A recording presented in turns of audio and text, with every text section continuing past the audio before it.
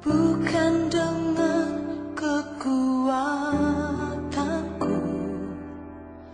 ku dapat jalani hidupku tanpa Tuhan yang di sampingku. Ku tak mampu sendiri.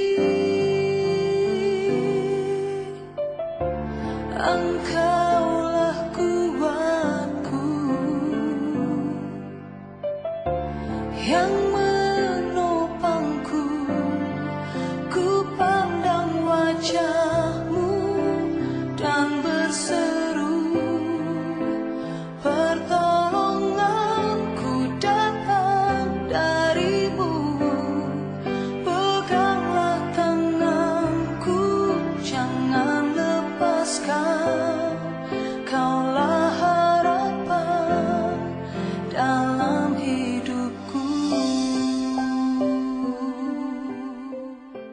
Selamat dan semangat pagi bagi kita semua yang dikasihi Tuhan.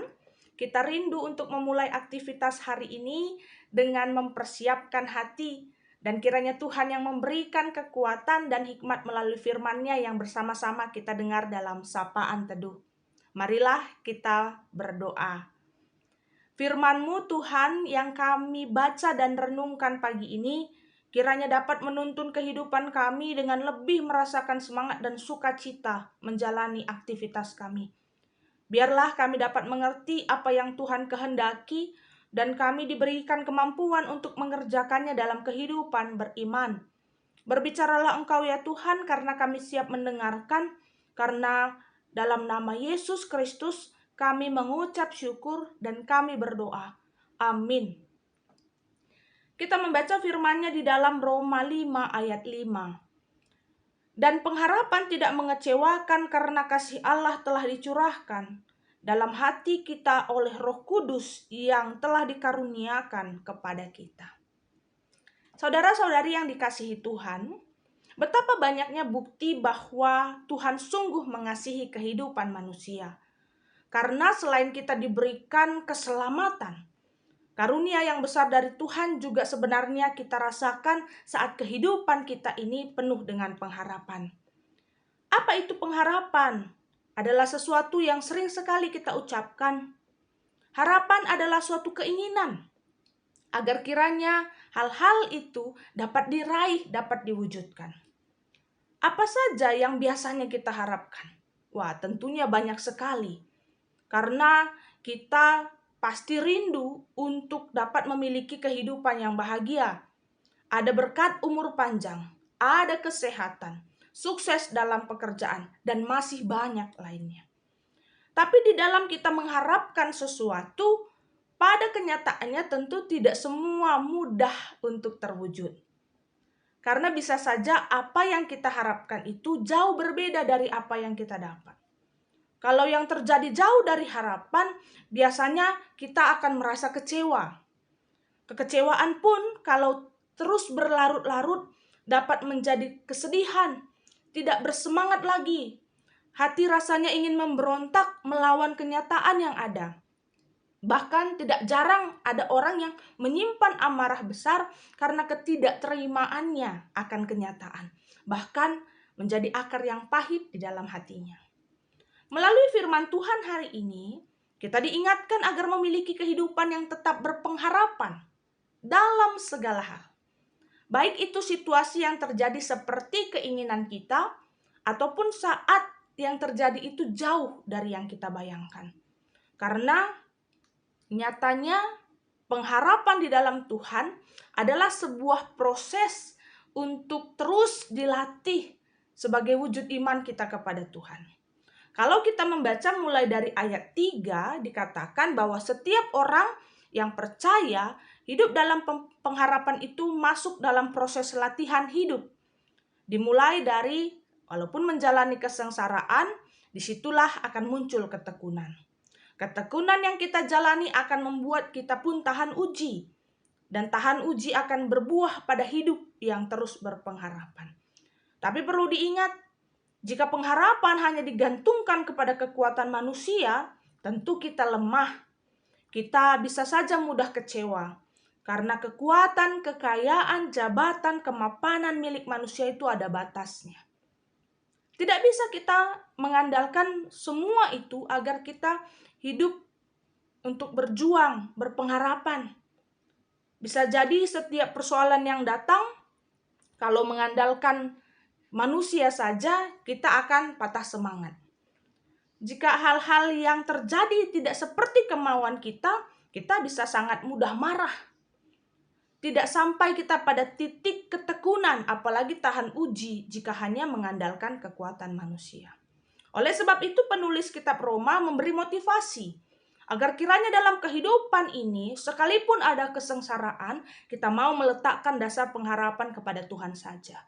Karena pengharapan di dalam Dia tidak mengecewakan. Kita bukan mengandalkan diri sendiri. Kita bukan mengharapkan pula orang lain. Melainkan di dalam Tuhanlah kita akan dibekali dengan hati yang penuh karunia Roh Kudus. Ada kekuatan ekstra untuk kita bertahan dalam ketekunan dan tahan uji yang memberikan kemampuan bagi kita untuk hidup berpengharapan. Apa rasanya kira-kira jika kita menjalani hidup tanpa pengharapan? Tentu akan sangat berat rasanya. Menjalani satu hari saja tanpa pengharapan akan membuat seseorang hilang arah. Tak tahu tujuannya. Tidak dapat memulai sesuatu ataupun mengakhirinya dengan baik. Sehingga tidak heran jika ada penelitian yang berkata 40 hari tanpa makan, 3 hari tanpa minum, 4 menit tanpa bernafas pun kemungkinan besar manusia bisa bertahan hidup. Tapi 1 detik saja tanpa pengharapan, maka kemungkinan terburuk bisa dialami seseorang. Tanpa pengharapan, manusia bisa mati. Pengharapan itulah bagi nafas.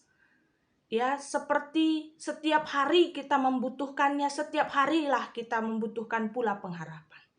Sebagai anak-anak Tuhan yang dikasihi, tentu kita menaruh harapan di dalam tangannya Tuhan, yang telah menjamini kehidupan kita tidak akan mengecewakan.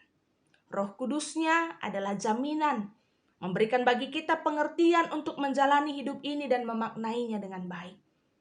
Kegagalan bisa saja terjadi. Keinginan di luar dari yang kita bayangkan mungkin saja ada. Mengalami tantangan untuk berproses, ya, tantangan bisa datang. Tetapi jika kita telah meletakkan dasar pengharapan ke tempat yang tepat, yaitu tangan Tuhan kita, maka tentulah Dia mengaruniakan Roh Kudus yang akan menguatkan kita. Di dalam tuntunan Roh Kudus, kegagalan tidak akan lagi membuat kita marah tanpa arah. Keinginan yang belum terwujud tidak akan membuat kita patah semangat untuk memulai setiap rancangan-rancangan baru. Ada tantangan sekalipun, membuat kita tetap optimis terus maju jika kita meletakkan harapan kita kepada Tuhan. Karena di dalam hati orang yang berharap kepada Tuhan tidak akan pernah kecewa.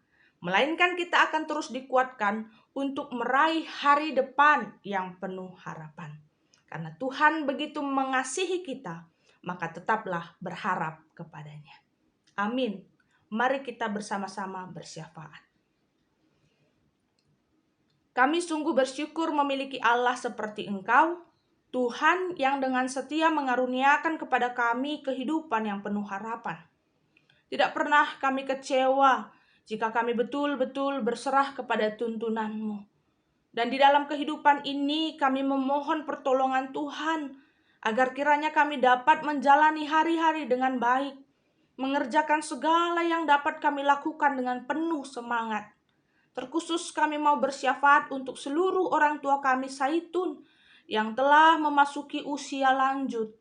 Kiranya umur tidak menjadi penghalang bagi semua orang tua kami ini untuk dapat mengisi kehidupan dengan berpengharapan dan di dalam kehidupan mereka terus berkarya dalam segala kesempatan, menjadi pribadi lepas pribadi yang terus bertumbuh dalam pengenalan akan Tuhan. Begitupun kami tidak lupa berdoa bagi seluruh Zaitun sebagai bagian dari kategorial di tengah gereja ini.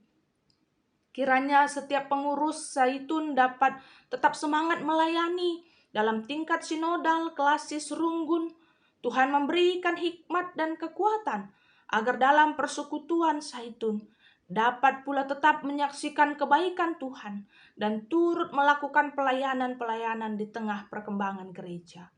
Kami memohon Tuhan, kiranya Kau berikan kesehatan, Kau berikan umur yang panjang, damai sejahtera, dan sukacita bagi seluruh Zaitun GBKP dimanapun berada. Terima kasih Tuhan, kami sungguh bersyukur dalam segala kebaikan-Mu, dan kami akan memulai menjalani aktivitas hari ini, hari yang baru, hari yang penuh harapan di dalam Tuhan, dan di dalam nama Yesus kami mengucap syukur dan berdoa. Amin. Selamat menjalani aktivitas, Tuhan Yesus memberkati.